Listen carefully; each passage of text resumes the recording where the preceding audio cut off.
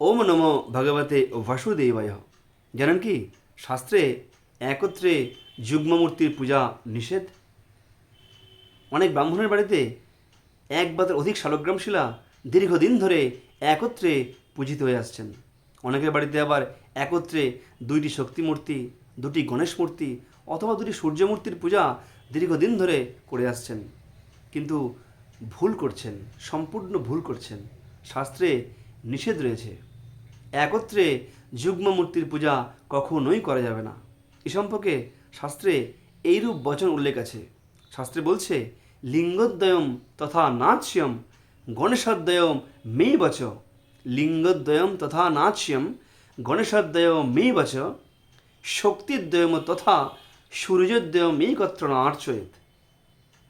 দ্বিচক্র দ্বারকায়ন্তু শালগ্রাম শিলাদ্বয়ম ইতেষামর্চনান নিত্যম উদ্বেগম প্রাপ্নুয়াদ গৃহী।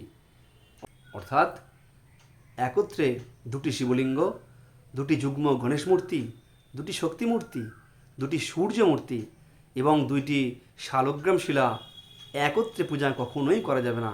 সম্পূর্ণভাবে তাহা শাস্ত্র নিষিদ্ধ। ঠিক এইরূপ পূজা করলে, অর্থাৎ একত্রে যুগ্ম দুটি মূর্তির পূজা করলে গারস্থ ধর্মাশ্রয়ী মানুষ উদ্বেগ প্রাপ্ত হয়। ইহা কখনোই লক্ষণযুক্ত নহে। যদি পূজা করতে হয় তাহলে পৃথক পৃথক পূজা করুন। বংশ পরম্পরায় যেখানে যাদের বাড়িতে অনেক শালগ্রাম শিলা আছে, যদি একটি থাকে তাহলে ধ্যান পাঠ করে অবশ্যই পূজা করবেন।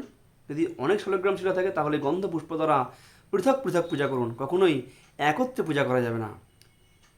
শিবলিঙ্গের ক্ষেত্রে ঠিক একই রূপ। যদি একটি থাকে তাহলে ধ্যান পাঠ সহযোগে পঞ্চপ্রচারে পূজা করুন। যদি অধিক শালগ্রাম শিলা বা অধিক শিবলিঙ্গ থাকে তাহলে পরে গন্ধ পুষ্প দ্বারা পৃথক পৃথকভাবে পূজা করুন। কখনোই একত্রে যুগ্ম মূর্তির পূজা করা যাবে না। ওম নমো ভগবতে বাসুদেবায়। ভিডিওটা ভালো লাগলে লাইক, কমেন্ট এবং শেয়ার করতে কখনোই ভুলবেন না। আমার চ্যানেলটা সাবস্ক্রাইব অবশ্যই করবেন। পাশে থাকা বেল আইকনটি অবশ্যই প্রেস করবেন, যাতে কোনো ভিডিও আপলোড করার সঙ্গে সঙ্গে তার নোটিফিকেশন আপনার কাছে পৌঁছে যায়। ওম নমঃ ভগবতে বাসুদেবায়। ওম শ্রী হরি।